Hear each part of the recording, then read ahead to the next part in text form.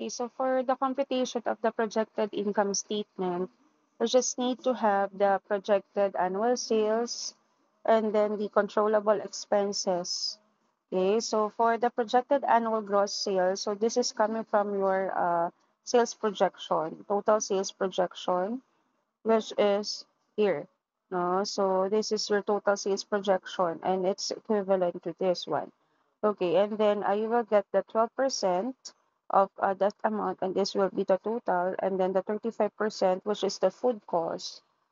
So again, reviewing the concept of food cost, it should be range only until 35%, because our exceeding to that will lead to losses. So again, food and beverage costs are the costs that are coming from the wastages, the substandard operation. So the more or the higher percentage it is, meaning the operations are not well managed. Okay, so it should be on the 35% ceiling only. So you'll just get the 35% of the total projected sales, and then will be the result. And then after that, after you get the tax and then the food cost, you will subtract it to this amount. Again, you will subtract to this amount.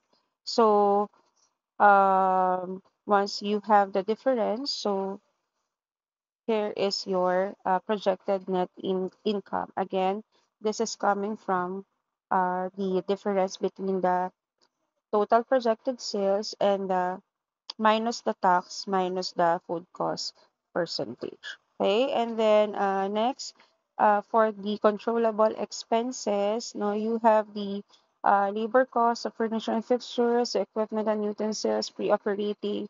Just add all of this, and then you get this amount.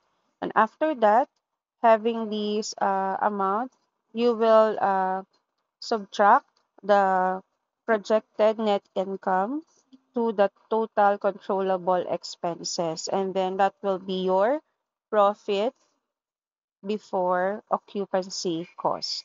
Okay, so after that, once you get the profit before occupancy cost, you will now look again with your capital investment, which is in this case, uh, this is worth 58 million. Okay, so 58 million pesos that for your capital investments. Where is it? Okay. Okay. So that is your capital investment, no? 58 million pesos. So here it is, 58 million pesos. Okay. So that capital investment again will be used in your projected income statement, this one. Okay, so in order to get the payback period, you need to um, divide the profit before occupancy cost to the capital investment. So when you click your calculator, you need first to have this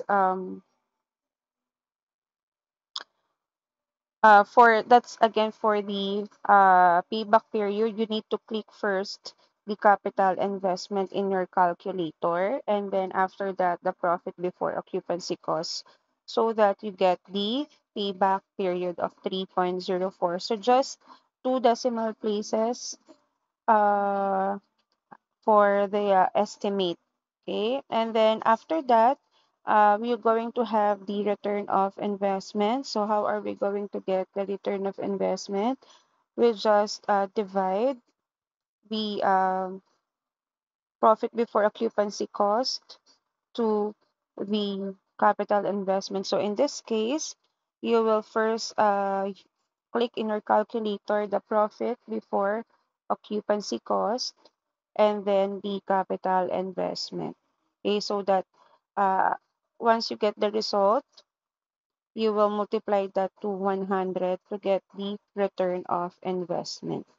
Okay, so just to repeat the instruction on how to get the profit before occupancy cost. Okay, so again, profit before occupancy cost is coming from the difference between the projected net income and then the controllable expenses. So, in order to get the payback period, we will first key in the calculator the capital investment, okay, and then divided by 2 the profit before occupancy cost. Okay, so that is your payback period. Okay, and then to get the return of investment, you will first click in your calculator the profit before occupancy cost, okay, and then the capital investment, okay, multiply and then the answer will be multiplied to 100%.